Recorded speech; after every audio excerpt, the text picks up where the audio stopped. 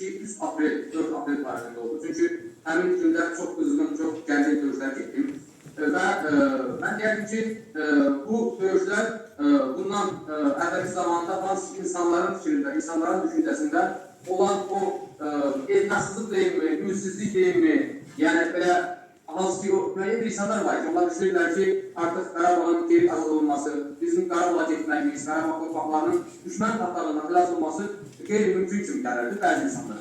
Amma aprel döyüşləri o, belə deyək, ümidləri, o hissləri, o duyguların hansı belə deyim, insanlar var dediyim kimi ki, onların fikirlərini, düşüncələrindən alt-üst fərqən çəkdik və böyük güclər, böyük insanların ümidi olan hansı ki, biz torpaqlarını azad edə bilərik, biz torpaqlarımızı azad etmək qüvvəsindəyik, iqtidarındayıq düşüncəsini daha da alındanlığı, daha da o toxumları düzəltməyə başlar.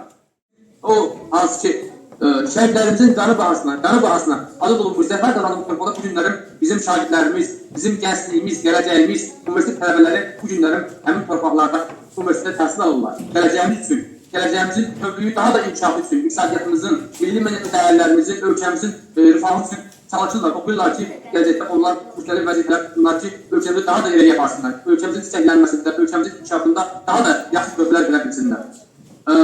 Mən şəhidlərinizi dinləmək istərdim. Biraz ucadan. Mən İsrafilova Fatıma. Siz döyüşərkən döyüş yeri necə bir yer idi?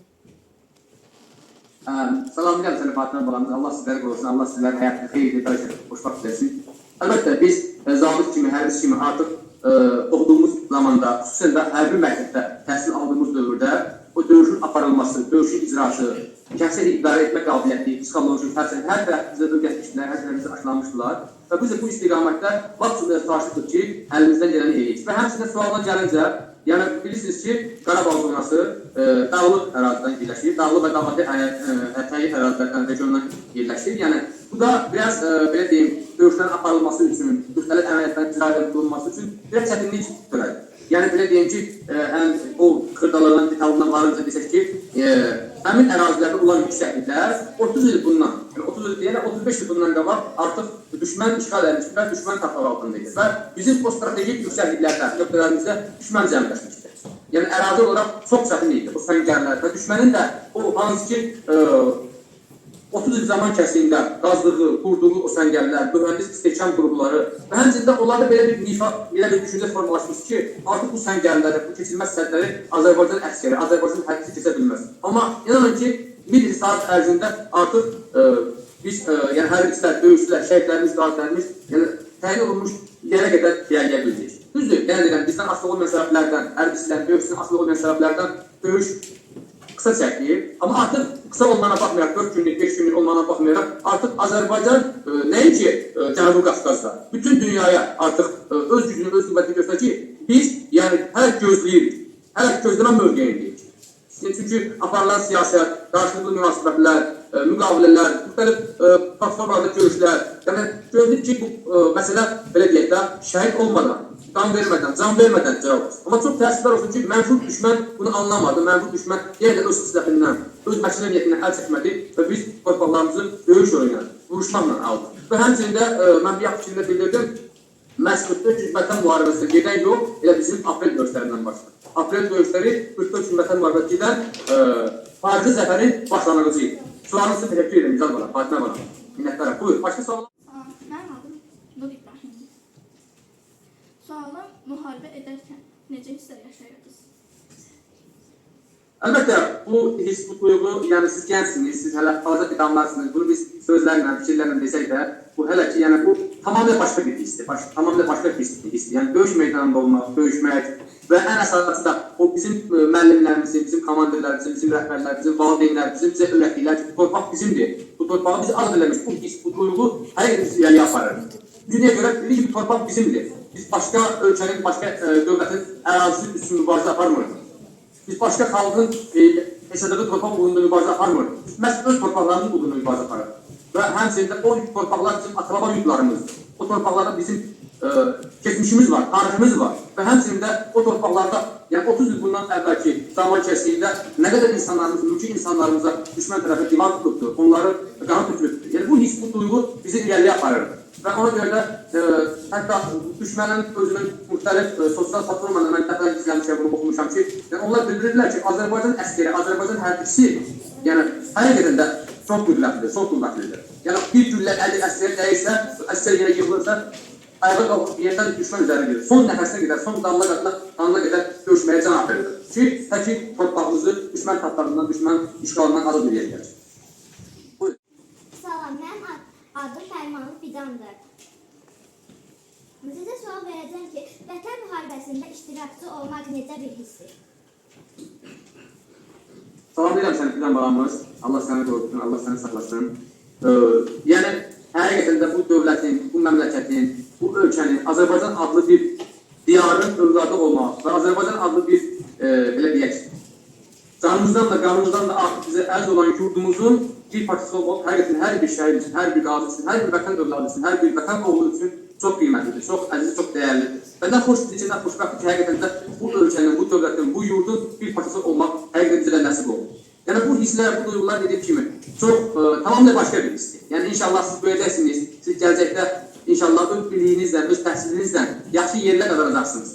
Bunun üçün nə demək lazımdır? Müəllimlərin tapşırıqlarını, çalışmalarını vaxtını həll etmək və ondan sonra zaman keçdiyində hansı ki o uğura çıxanda, o nalə çıxanda, ölkəmizin həyatında, inkişafında hər hansı bir vəzifə çatanda özünüz görəcəksiniz ki, həqiqətən o dövlət üçün, torpaq üçün, yurt üçün, el üçün, oba üçün bir xırda bir az da olsa faydalı olmaq, xeyir vermək hər bir insana bir xoşbəxtlik bəxş edir. Və bir də var ki, bu xoşbəxtlik həqiqətən də döyüşməklə olsundur. Və bu, belə deyək, ali bir hissdir, ən ali bir duyğudur ki, Allah'ın sözünü bunu Allah bizə bəxş edir.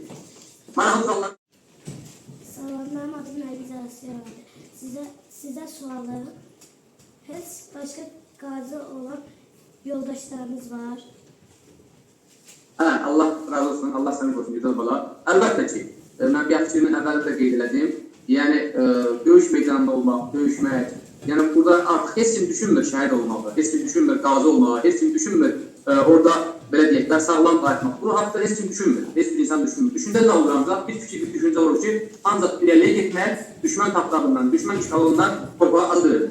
Bəli, bu günlərim mənim neçə qazi qardaşlarım var, neçə qazi dostlarımız var, yaxınlarımız var. Hamısının da onlarla vaxtaşıq görüşürük. Sizin kimi gözəl ballarımızla, planlarımızla vaxtaşıq bizim görüşlərimiz olur məktəblərdə, universitetlərdə, müəyyən tədris ocaqlarında görüşürük. Onlarla bərabər öz xatirlərimizi, keçdiyimiz döyüş yolu haqqında öz fikirlərimizi, düşüncələrimizi onlarla paylaşırıq.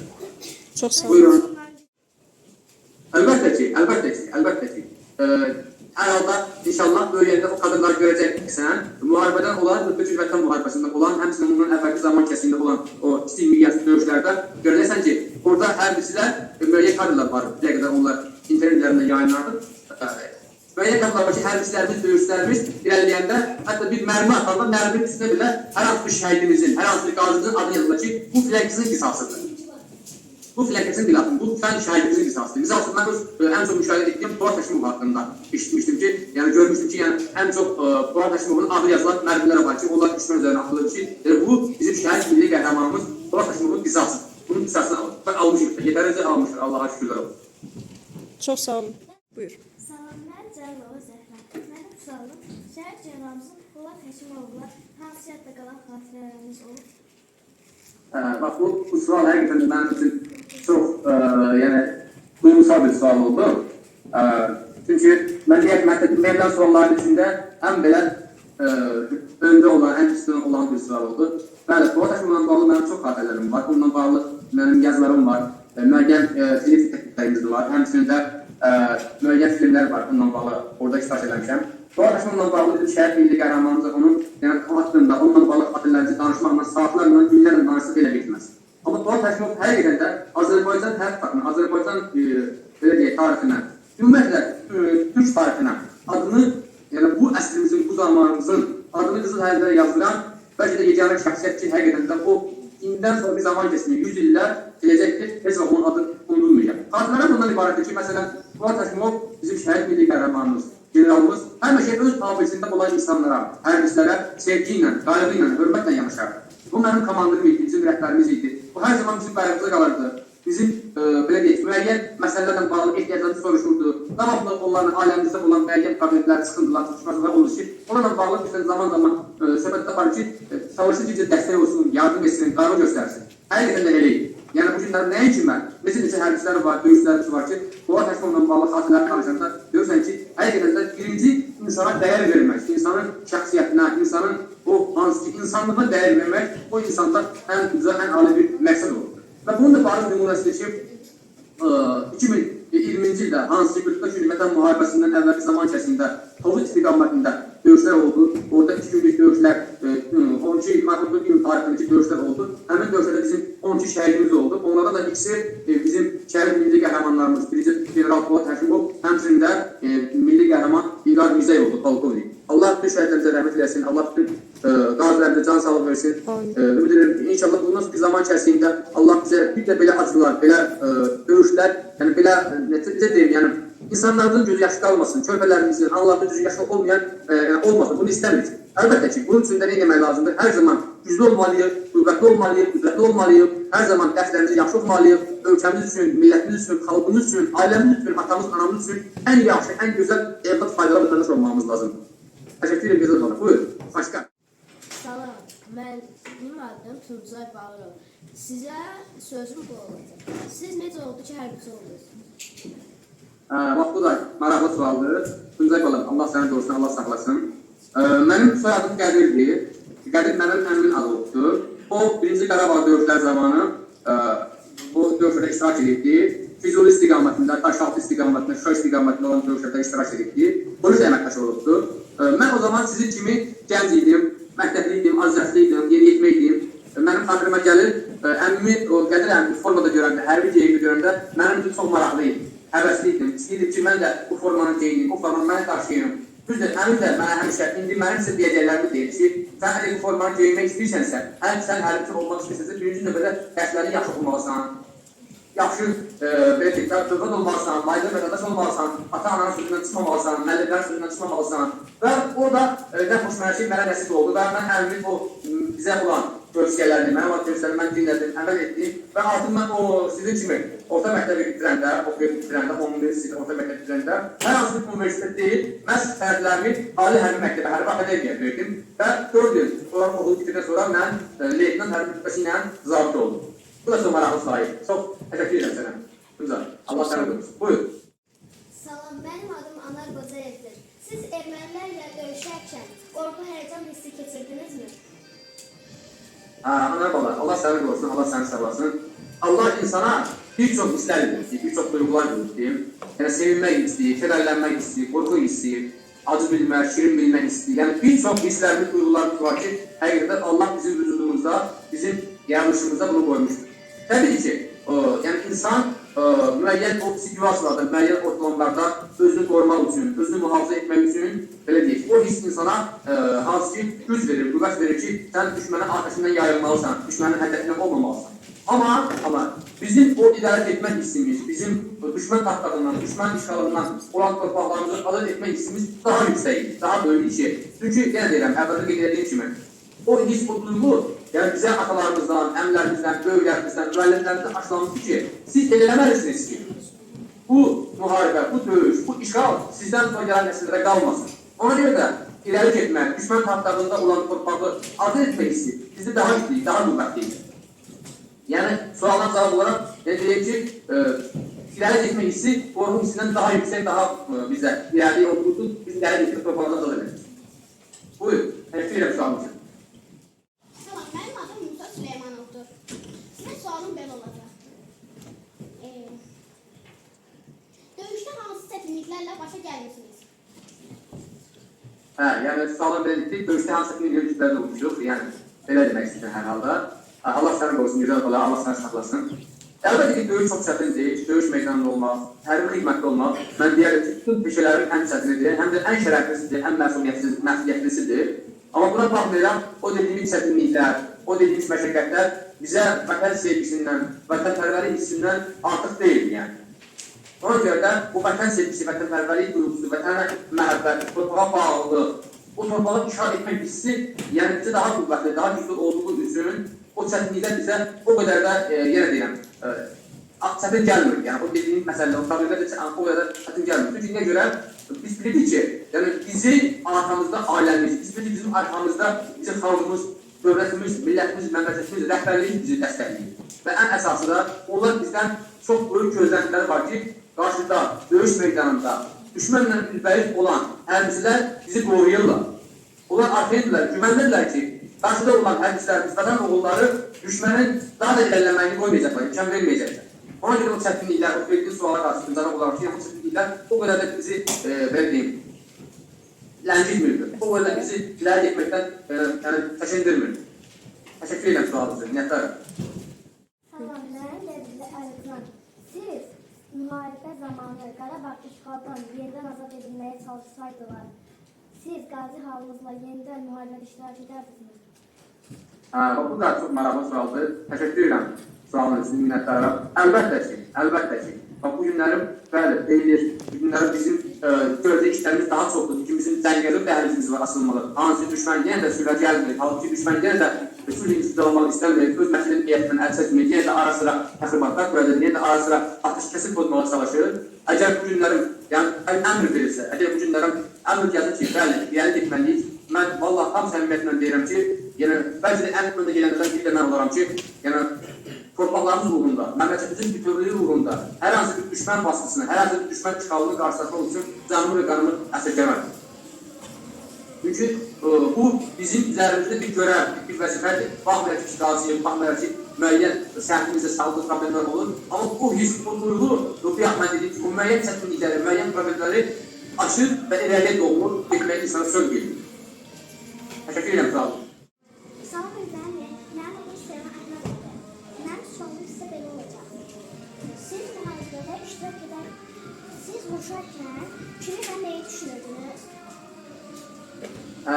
Bu sual mənə çox verildi ki, yəni artıq siz ön xəttdə olanda, düşmənlə təmasda olanda, xidmət vaxtı, döyüş vaxtı, təqribən bütün anlarda ən çox düşündüyünüz nə idi, ən çox vaxtına gələn nə idi? Açığı tam səmimi deyəcəm, hətta düşünürdüm ki, görürsən, yəni bizdən arxada olanlar, yəni gerdə olanlar, o hansı ki evlərində rahat oturanlar, nə fikirləşirlər bizim haqqımızda, nə düşünürlər bizim haqqımızda, yəni nə planlar qururlar. Misal ən çox fikirləşdiyim bu şəhərin müəyyən mərkəz yerləri var ki, dənizçinar bulvardan olan insanlar çıxanda görür ki, insanlar orada rahat gəzirlər, xoşbəxt gəzirlər. Fikirləşin indi orada olan insanlar bizim haqqında nə fikirləşir, nə düşünür? Yəni belə bir düşüncəyik. Amma içində bir əmniyyət var idi. İçində bir rahatlıq var, arxayınlıq var, bir güvən var ki, o insanlar bizi dəstəkləyirlər. O insanlar əllərindən gələn eləyirlər ki, yəni biz daha da irəliyə gedək. Təşəkkür edirəm. Salam, mənim adım Fərziyə Dadaşova. Döyüşdə necə keçdi? Bu da yaxşı suala bənzər bir sualdır. Təkcə Allah səni qorusun, Allah səni həyatına xeyirli eləsin, bərəkətli eləsin. Çətin olur, əlbəttə çətin olur. Amma o çətinliyin içində bir şirinlik var. O çətinliyin sonunda bir zəfər var, bir qalibiyyət var. Yəni o çətinliyin sonunda düşmən tapdağında, düşmən işğalında olan torpaqlarımızın azad etmək, azad olması hissi duyğusu var deyənə, ona görə də o çətinliklər həqiqətən çətin olmur.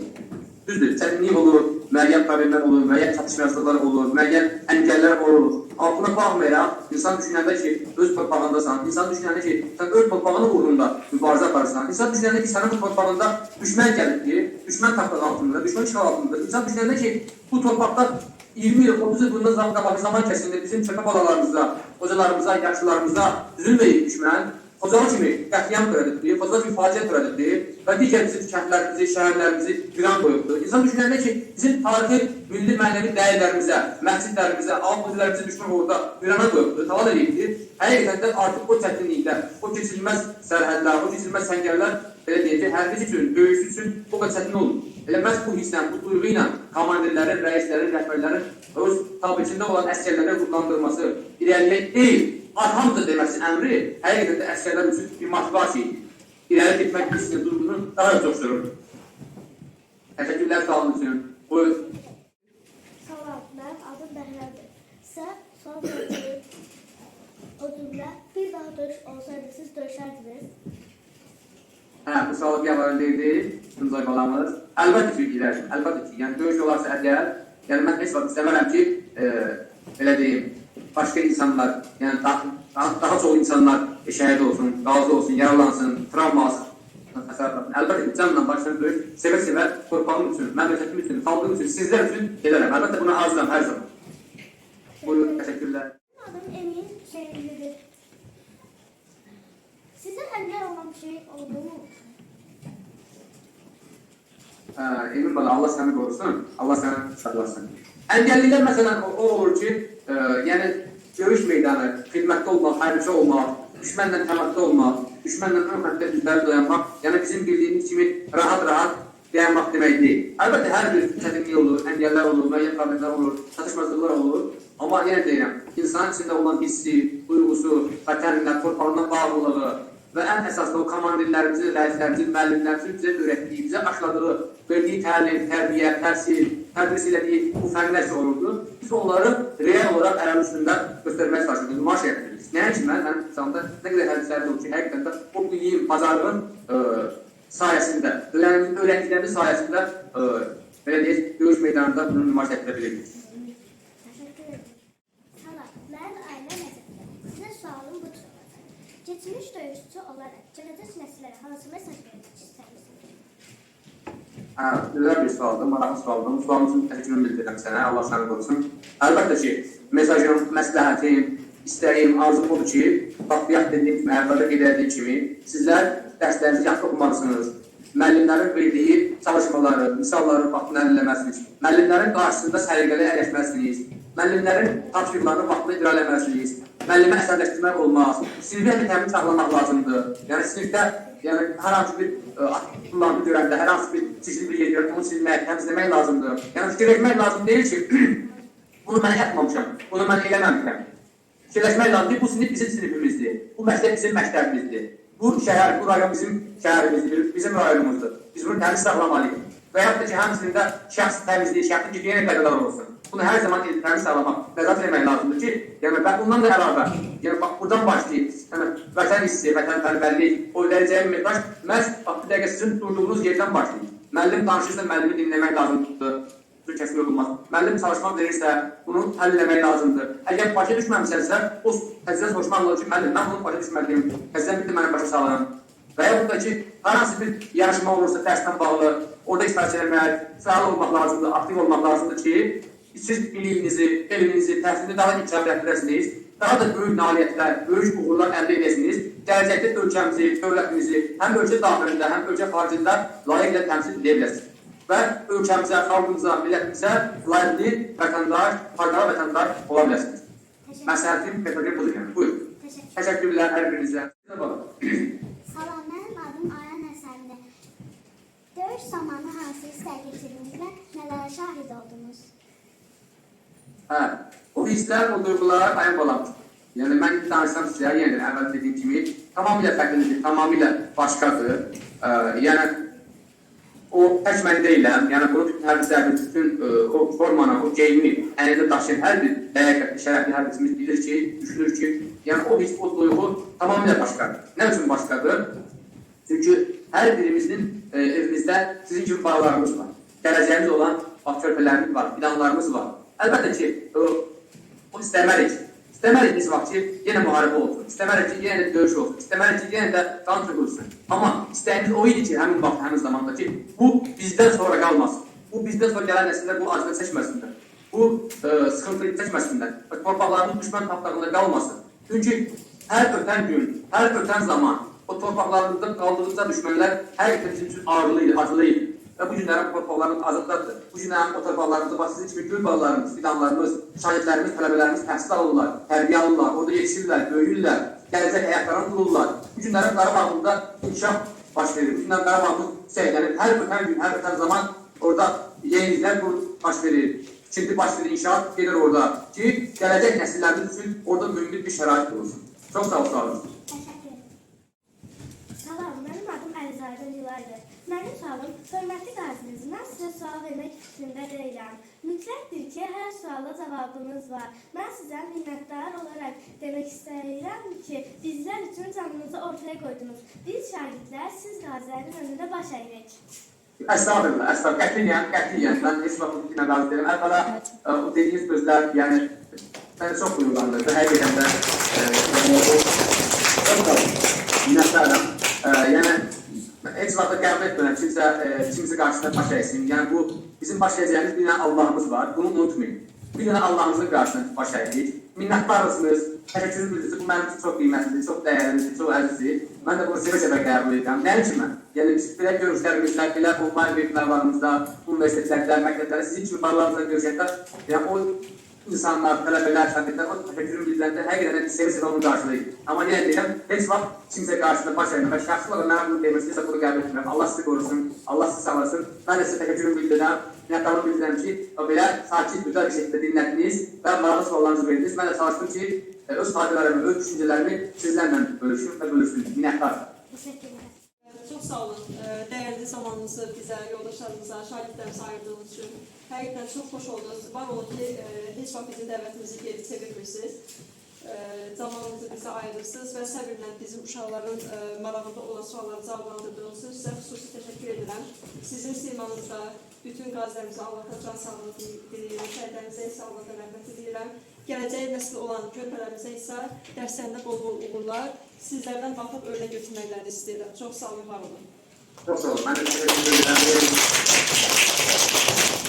Biraz Azərbaycan işlemek daha çətindir, daha məsuliyyətlidir. Amma bunun mən bilirəm ki, siz ötəsindən ehtiyatla gəlirsiniz və bundan sonra da belə olacaq inşallah. Və bu görüşü təşkil edirsiniz, sizə daha təşəkkürümü minnətdarım bildirirəm. Sağ olun. Allah sizi qorusun. Təşəkkür edirəm. Sağ olun. Özünüzə yaxşı.